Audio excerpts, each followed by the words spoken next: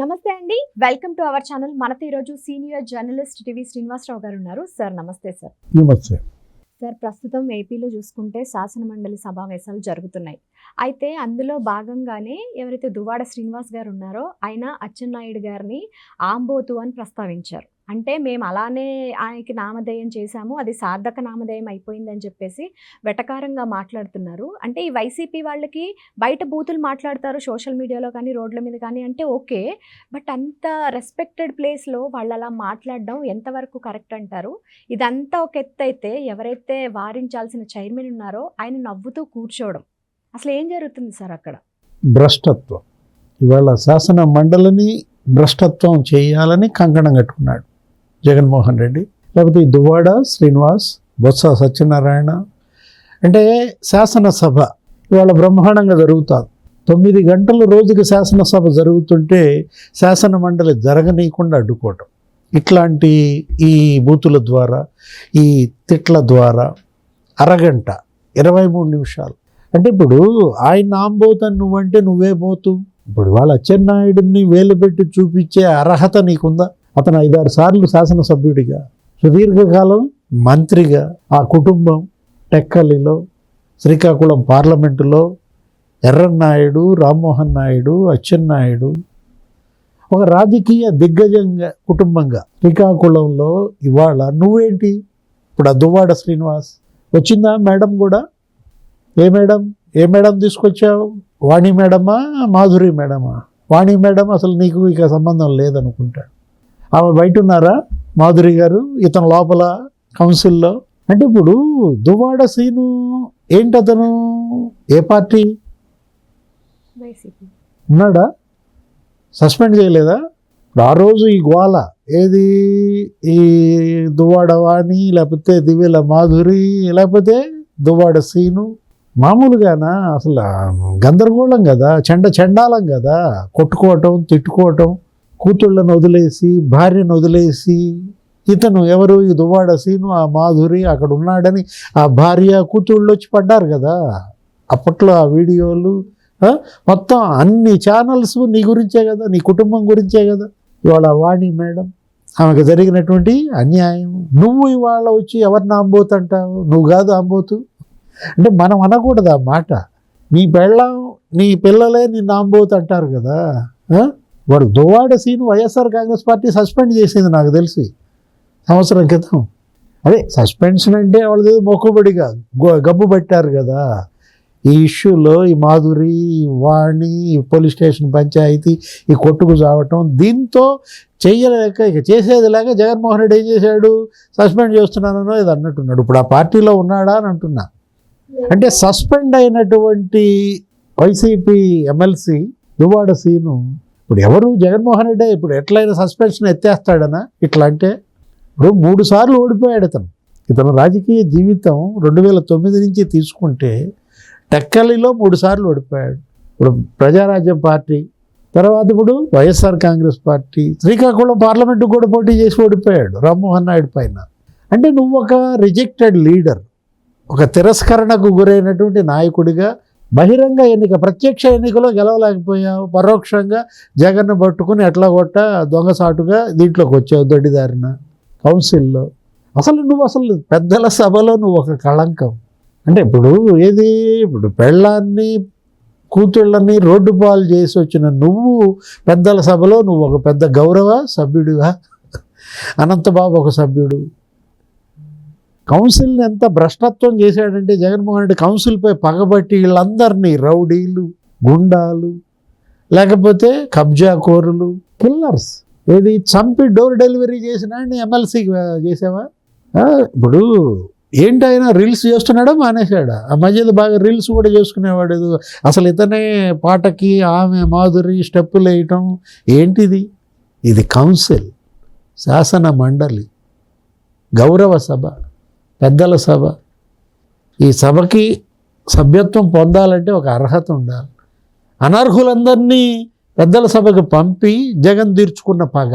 ఆ రోజు ముఖ్యమంత్రిగా ఉన్నప్పుడు జగన్మోహన్ రెడ్డి ఏం చేశాడు? అసెంబ్లీ ఉంటే చాలు, కౌన్సిల్ అవసరం లేదు, రద్దు చేయమన్నాడు. అంటే ఆయనకేదో 2 బిల్లులు కౌన్సిల్ అడ్డం పడిందని ఆ 3 రాజధానుల బిల్లు తిరస్కరించింది. సిఆర్డిఏ రిపీల్ బిల్లు తిరస్కరించిందని శాసన మండలి రద్దు అన్నాడు. అసెంబ్లీ ఆమోదం కూడా చేసింది, కేంద్రానికి పంపింది. కథ రద్దు చేయలేదు కేంద్రం, బతికింది శాసన మండలి. అంటే నేను చంపాలని చూసినా నువ్వు బతుకుతావా అని కక్ష కట్టాడా? పగబట్టి ప్రతీకారం తీర్చుకుంటానంటే కనపడుతోంది. నువ్వేమో అసెంబ్లీకి బావు, కౌన్సిల్ని జరగనీవు మీ వాళ్ళతో.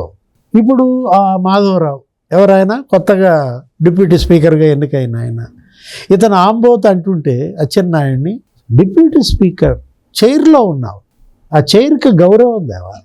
ఇవాళ మీరు ఉపాధ్యక్షులుగా ఎన్నికైనందుకు ఇవాళ అక్కడ ఉన్నటువంటి ఆ చైర్ గౌరవం పెంచేటట్టుగా మీరు ఉండాలి. కానీ అతను ఆంబోత్ అంటే మీరు నవ్వుకుంటారా? అంటే తొలి రోజే ఇవాళే ఆయన ఎన్నికయ్యారు, ఇవాళే ఆయన కుర్చీలో కూర్చోబెట్టారు. అక్కడో పెద్ద రభస ఏంటి, ఏదో తెలుగుదేశం ఏదో బాయ్కాట్ చేసింది అన్నట్టుగా చూపిస్తారు. ఏది ఇప్పుడు మాధవరావుని ఆ కుర్చీలో కూర్చోబెట్టకుండా వీళ్ళంతా వెళ్ళిపోయారు, మంత్రులు అసెంబ్లీకి వెళ్ళిపోయారు, లేకపోతే ఎమ్మెల్సీలంతా బయటికి వెళ్ళారు, తెలుగుదేశం జనసేన అంటూ వీళ్ళే తీసుకొచ్చి కూర్చోబెట్టారు. అక్కడికి ఏదో శుద్ధ పూస లేకపోతే సంప్రదాయాన్ని ఏదో అంటారు చూసావా, ఆ కబుర్లు చెప్తారు. ఆ రోజు అయ్యన్న పాత్రుడు అసెంబ్లీలో స్పీకర్గా కూర్చున్నప్పుడు తొలి రోజు జగన్మోహన్ రెడ్డి ఏం చేశాడు? నువ్వు గౌరవించావా అయ్యన్న పాత్రుడిని? ఆయన స్పీకర్గా ఎంపికయ్యాడన్న కక్షతో ఇవాళ అసెంబ్లీ మీద పగ తీర్చుకుంటున్నాడు. డిప్యూటీ స్పీకర్గా రఘురామకృష్ణరాజు చేశారన్న కక్షతో అసలు అతను అసెంబ్లీకి వెళ్లకుండా మిగతా 10 మందిని వెళ్ళనీయకుండా పగబట్టి అసెంబ్లీపై ప్రతీకారం. నువ్వు ఇప్పుడు మాధవరావు శాసన మండలి డిప్యూటీ స్పీకర్గా ఎన్నికైతే తెలుగుదేశం ఎమ్మెల్సీలు వచ్చి కూర్చోబెట్టరా ఏదో వాళ్ళు మాట్లాడతారు. సిగ్గుపడాలి. అసలు మీరు సంప్రదాయాల గురించి, సభా నిబంధనల గురించి, నియమాల గురించి మాట్లాడే అర్హత మీకుందా? ఆ రోజు గౌరవ సభని కౌరవ సభగా నువ్వు మార్చావు. ఒక మాజీ ముఖ్యమంత్రి సుదీర్ఘకాలం శాసనసభ్యుడిగా ఉన్నాడు, 50 ఏళ్ల రాజకీయం అయింది, 45 ఏళ్ళు ఆయన ఆ సభలో ఉన్నాడు సభ్యుడిగా, 9 సార్లు గెలిచాడు ఏది అసెంబ్లీకి చంద్రబాబు. ఆయన కన్నీళ్లు పెట్టుకుని ఆ సభ నుంచి వెళ్ళిపోయేటట్టు చేశాడు.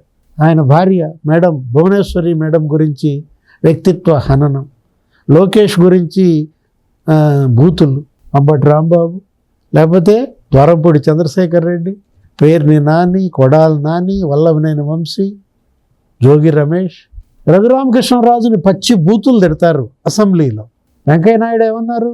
బూతుల సభగా మార్చారు. బూతులు తిట్టే వాళ్ళకి పోలింగ్ బూతుల్లోనే ప్రజలు సమాధానం చెప్పారు. ఇప్పుడు వీళ్ళకి ఎవరు చెప్పాలి సమాధానం? ఎక్కడ చెప్పాలి సమాధానం? జనం. ఇప్పుడు ఇతను దువ్వాడ సీను మాట్లాడినప్పుడు ఖండించాల్సిన బాధ్యత చైర్కి లేదా? నిన్న మనం చూసాం తొలి రోజు ఏది, Atchannaidu versus Botsa Satyanarayana, mega DSC అంటూ వాళ్ళు అసలు సభను జరగనీయకుండా డిఎస్సి మీద చర్చ జరగమని పట్టుబడతారు. పయ్యావుల కేశవ్ నిన్నేమన్నాడు? ముందు ఎల్నినోపై చర్చిద్దాం, తర్వాత మెగా డిఎస్సిపై చర్చిద్దాం. ఇది రైతుల సమస్య అయ్యా. తీవ్ర వర్షాభావం, 47% వర్షపాతం లోటు. ఏదో రకంగా మేము ఏదో కొద్దిగా నీళ్లు వచ్చాయి, 60 టీఎంసీల నీళ్లు పెట్టాం, నిల్వ చేసాం. రైతులకు ఆ నీళ్లు ఎలా ఇవ్వాలి, ప్రత్యామ్నాయ పంటల సాగు ఎలా చేయించాలి, వీటిపై సలహాలు ఇవ్వండి. ముందు ఎల్నినోపై చర్చ జరగనివ్వండి, తర్వాత డిఎస్సి మీద చేద్దామంటే దానికి ఒప్పుకుంటే, నిజంగా దానికి అంగీకరిస్తే రెండూ జరుగుతాయి. అటు ఎల్నినో మీద మాట్లాడచ్చు, ఇటు డిఎస్సి మీద మాట్లాడచ్చు. లోకేష్ ఇచ్చాడు స్టేట్మెంట్ అసెంబ్లీలో, అదేవిధంగా కౌన్సిల్లో కూడా ఇస్తాడు స్టేట్మెంట్ మీరు సభ జరగనిస్తే. నాదెండ్ల మనోహర్ ఆయన అసలు అసెంబ్లీ స్పీకర్గా చేశాడు గతంలో. ఆయన చెప్పాల్సి వస్తుంది వీళ్ళకి రూల్ బుక్ తీసి ఫలానా రూల్ ఉందిరా నాయన, ముందు వాళ్ళని కంట్రోల్ చేయండి, సభను ఆర్డర్లో పెట్టండి అని స్పీకర్కి మంత్రి చెప్పాలా? రూల్ బుక్ చదివి తెలియదా స్పీకర్ కుర్చీలో కూర్చున్న వాళ్ళకి? అంటే ఎట్లాంటి వాళ్ళని జగన్మోహన్ రెడ్డి స్పీకర్ కుర్చీలో కూర్చోబెట్టాడు, డిప్యూటీ స్పీకర్ కుర్చీలో కూర్చోబెట్టాడు. ఇప్పుడు దద్దమ్మ అంటావా నన్ను, నేను దద్దమ్మ అయితే నువ్వు అంతకన్నా ఎక్కువ అంటాడు బొత్స అచ్చెన్నాయుడిని ఉద్దేశించి. అచ్చెన్నాయుడు ఏమన్నాడు? నువ్వు విద్యాశాఖ మంత్రిగా పనిచేశావు, నువ్వు పెట్టని డిఎస్సి లోకేష్ పెట్టాడు, అందుకని నువ్వు అసమర్థుడు అన్నాడు. దద్దమ్మ అంటే అది అన్పార్లమెంటరీ ఏం కాదు అంటాడు ఆయన. మనమేమి ఆ వ్యాఖ్యలను కూడా సమర్థించం. అట్లాంటిది నువ్వు ఆయన ఎద్దు అంటావా? ఇప్పుడు ఇవన్నీ లైవ్ టెలికాస్ట్ అవుతున్నాయి, ప్రజలు మిమ్మల్ని చూస్తున్నారు. అసెంబ్లీ ప్రసారాలు, కౌన్సిల్ ప్రసారాలు ఇవాళ టెలికాస్ట్ చేస్తున్నారు. ఆ విధానం కూడా తీసుకొచ్చింది చంద్రబాబే, తెలుగుదేశం ప్రభుత్వమే. యనమల రామకృష్ణుడు స్పీకర్గా ఉన్నప్పుడు సభలో జరిగేటటువంటి ఈ ప్రశ్నోత్తరాలు, ఈ లఘు చర్చ, ఇదంతా కూడా ఏది ఇవాళ అసలు మొత్తం ప్రజలకు తెలియాలి. వాళ్ళ నియోజకవర్గాల గురించి మాట్లాడుతుంటే ఆ ఎమ్మెల్యే గురించి ఆ నియోజకవర్గ ప్రజలు చూడాలి, ముద్రపడాలి అని ఆ లైవ్ టెలికాస్ట్ చేశారు. ఇప్పుడు ఈ దువ్వాడ శ్రీనివాస్, బొత్స సత్యనారాయణ ఇవి ఆ టెక్కల ప్రజలు చూడాలా? చీపురుపల్లి ఓటర్లు ఇక వీళ్ళకి జన్మలో ఓటేయకూడదురా అనుకోవాలా? ఒక వైరస్ లాగా పట్టారు. అప్పట్లో అనేవాళ్ళు కరోనా ఏదో అంటే ఏంటది, కోవిడ్ వైరస్ వచ్చినప్పుడు కరోనా కాదు ఇది జగరోనా అన్నారు. ఇది కరోనా ఆ కోవిడ్ వైరస్ అన్న వదిలింది, కానీ ఈ జగనోర ఈ వైరస్ వదలటం లేదా ఆంధ్రప్రదేశ్ని?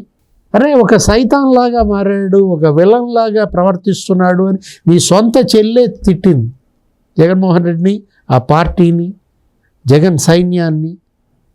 అది అసలు జగన్ అన్న సైన్యం కాదు, సైతాన్ సేన. ఇప్పుడు కౌన్సిల్లో సైతాన్ సేన మనకు అదే కనపడుతుంది కదా. ఇవాళ శాసన మండలి పెద్దల సభలో సైతాన్ సేన చేస్తున్న బీభత్సం జనం కళ్ళ ముందే ఉందన్నమాట. జనమే ఇవాళ బుద్ధి చెప్పాలి. ఈ జగనోరా వైరస్కి జనమే డాక్టర్లుగా మారారు, వాళ్ళే వ్యాక్సిన్ ఇవ్వాలి. ఏది రేపు రాబోయే ఎన్నికల్లో మొన్న మనం చూసాం, అసెంబ్లీ ప్రక్షాళన చేశారు, 11 మందిని ఏమో గెలిపించారు. ఆ 11 మంది గొంతులు ఆయనే కోసేశాడు జగన్మోహన్ రెడ్డి. తన గొంతు తను కోసుకున్నాడు, మిగతా 10 మంది గొంతు కూడా కోసేశాడు. ఇప్పుడు ఈ కౌన్సిల్లో మరి జగనోర వైరస్ ఎలా వదిల్చాలా? జనమే ఇవాళ వైరస్, దాన్ని వ్యాక్సిన్ తయారు చేయాలి. Thank you sir.